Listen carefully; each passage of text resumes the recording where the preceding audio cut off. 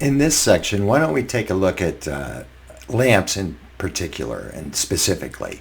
Let's talk about the different types of lamps, how they produce light, how they're made and what's inside of them, and we'll just kind of dig into it here. So on the screen I've got a whole bunch of different kinds of lights. Some you may be familiar with and some you may not. And the most common one over here is this is a light bulb that you use in your house all the time. In many instances, or at least in before the advent of LEDs, right, compact fluorescent was being used, and this is a compact fluorescent. I'm sure that some of you may be sitting in a room right now that is being illuminated by fluorescent tubes. Right, as we move into stage lights, we have an incandescent light, and this is a light over here for a moving light. And then, of course, there's neon. And many people may have neon in their house and a little sign. You'll see them in restaurants, right? So neon. And so there are different types of lights and how they illuminate. And these two types that are up here, this stage light and what we would have thought of as an incandescent light bulb, right, or provide light by glowing a filament. Incandescent is just passing electricity over a wire.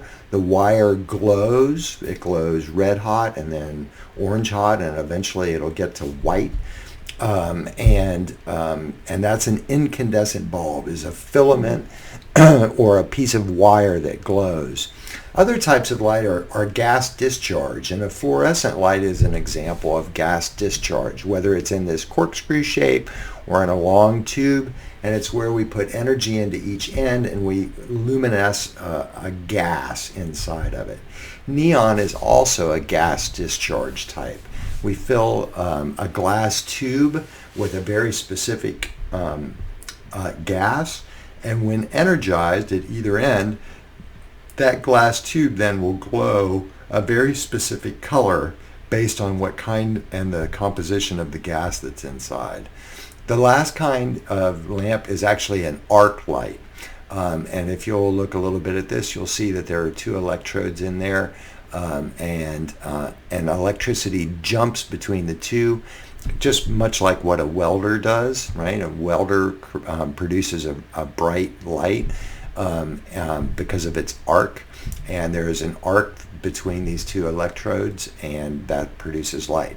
So let's look at a few applications and how a light is used. Well, let's talk real quick about a lamp versus a bulb. I've been talking about lamps, and most people may refer to something as a bulb, right, or as a light bulb. A lamp is different from a bulb in that a lamp requires a housing to safely operate, right? A lamp is typically high wattage, or is delicate, or is potentially hazardous to a user, and so a lamp must live in a housing. A bulb, on the other hand, is a much more user-friendly device. And you can think, even though this bulb may be hot to the touch and you wouldn't want to grab it after it's been on, right? You can safely handle this bulb. You can screw it in, unscrew it, move it to a different thing, use it in different places. It's delicate. You don't want to drop it, right? You wouldn't want to shake it, but it is definitely a much more user-friendly thing, and it doesn't require a specific housing. It just requires a socket, an electrical connection. But I could even just touch wires to the bottom of it, and this bulb would work just fine, right? A bulb is a freestanding device. Lamps require a housing. They require some sort of surrounding that focuses their energy, that makes them safe for people to handle, and directs their light, and are often. So a stage light might be 500 watts or 750 watts, even 1,000 watts, whereas a light bulb is maybe 60 watts. At its largest is 100 watts, and even those are hard to find. So let's talk a little bit about incandescent bulbs and lamps and how they operate. So the parts of an incandescent bulb, it's fairly straightforward. You have a base or a cap at the bottom. This is used to hold the bulb or lamp, right? It just holds it in place. And for a regular light bulb, it's typically a screw-in socket, and the outside ring is one conductor, and the button on the bottom is the other conductor. On a stage light, there are often pins at the bottom that provide the electrical connection, and then there's a friction socket. There's a socket that fits around the base of this lamp and holds it in place. That's the base. The next part of them is a glass envelope, right? And it's the part of a light bulb that you would handle. It surrounds and encases it's what makes the shape, if you will, of a lamp or a light bulb, right? So the glass envelope that goes around. The next part of it is the filament, or the little piece of wire that's going to glow. And if you look inside of a clear light bulb, you can easily see the wire that runs between the two electrodes, between two prongs, if you will. And when we apply electricity across that, the filament is actually what glows and produces the light. You can see the filament here, this coil of wire that's going to produce light, and then you can see multiple coils of light that are strung between these two electrodes, and that's what produces the light, right? And lastly is the gas that is inside, or not inside in this case, inside of a bulb or a lamp. In the earliest light bulbs, and even light bulbs, incandescent light bulbs produced today, they live in a vacuum. We remove all of the air, all of everything that's inside of that. So a bulb lives in a vacuum. And what that vacuum does is allows that filament to glow brighter without burning in two. If you think about a piece of wire and we applied enough electricity across it, it would just eventually melt. And by using a special kind of wire and not allowing it to interact with air, which has all kinds of different gases in it, oxygen and nitrogen, and by preventing that chemical reaction, we're able to preserve that filament without it burning in two. Other kinds of lamps may have different gases that are inside of them to allow the filament to survive. Halogen is a very popular gas. And what halogen allows the filament to do is parts of this, as it glows white hot at a very high temperature, atoms from the filament are actually flying off of the filament and bouncing around inside of the envelope.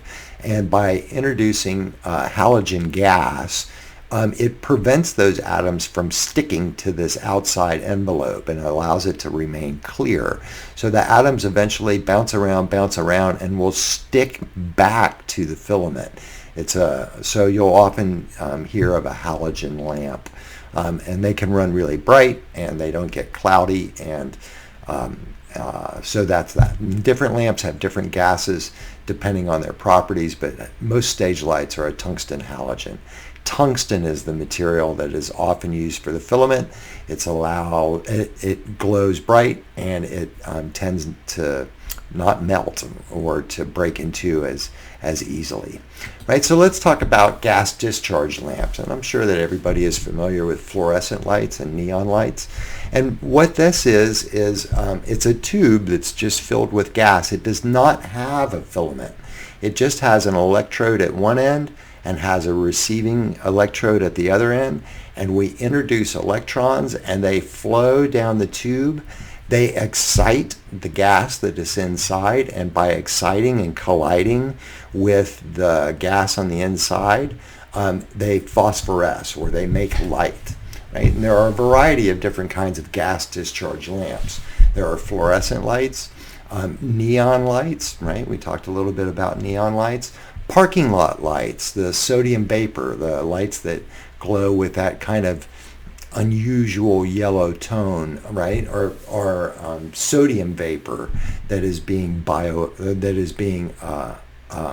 illuminated or excited by electrons, right? So depending on the gas that is introduced will depend on the color that is produced. gas discharge lamps tend to run at very high voltage, or at least higher voltage. And we'll get rid of that. So a fluorescent tube may run at between 200 and 600 volts. A neon lamp may run between 8,000 and 15,000 volts. So really high voltage. We're putting very, very excited electrons in here to bounce this gas around, or to bounce to excite the gas molecules that are inside. Let's take a look at what else. Arc discharge. So you can see this gap that's between here, and these electrodes are built to be very robust. And we introduce a very high voltage across here to induce an arc, and then we reduce the voltage a little bit to be able to maintain that. But again, we may be talking between 500 volts and 2,000 volts in order to introduce this arc and then maintain that arc in a controlled fashion. So once we start that arc has to be continued. We can't dim it, we can't change it, we can't do anything with it. We just have to hold on to it. And right, so they can't be dimmed. They are incredibly powerful. They produce a lot of light, many lumens per watt.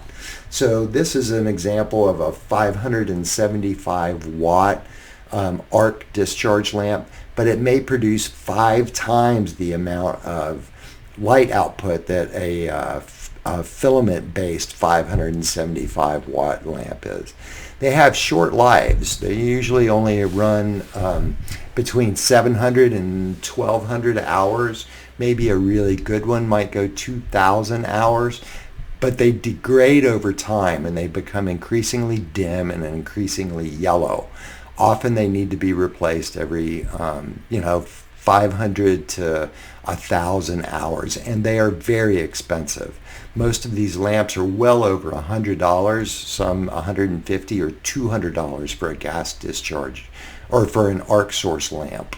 And then last, we'll talk a little bit about handling them. Incandescent lamps get very hot. This is a 575 watt lamp compared to the 100 watt unit lamp that you may have in your home. And you never want to touch this glass envelope. If you do, it has to be cleaned with alcohol so that you remove your fingerprints. If you touch it, the oils from your skin remain on that glass envelope, and at the operating temperatures, at the really high operating temperatures, will blister that glass and eventually blow out the side of the lamp. And you can see how this lamp is just blistered and expanded out. This is a burned out lamp, and you can see how it's all discolored on the inside. And so just never ever touch the glass envelope of any stage lamp. And I will see you again in the next video.